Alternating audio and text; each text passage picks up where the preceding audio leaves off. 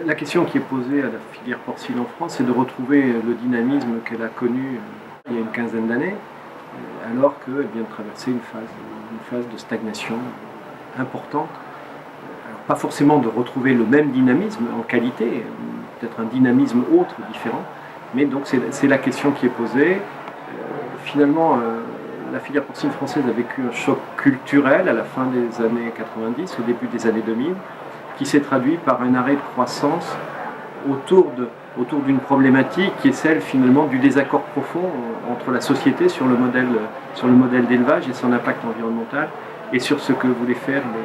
les éleveurs et d'une manière générale la filière porcine. Tout l'enjeu d'aujourd'hui, c'est d'inventer un modèle de filière moderne, performant,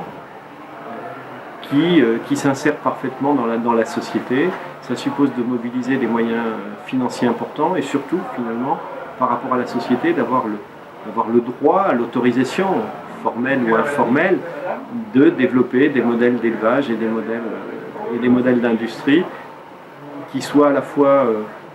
compatibles avec ce qu'attend la société et compatibles avec les exigences de la concurrence et de la compétitivité internationale.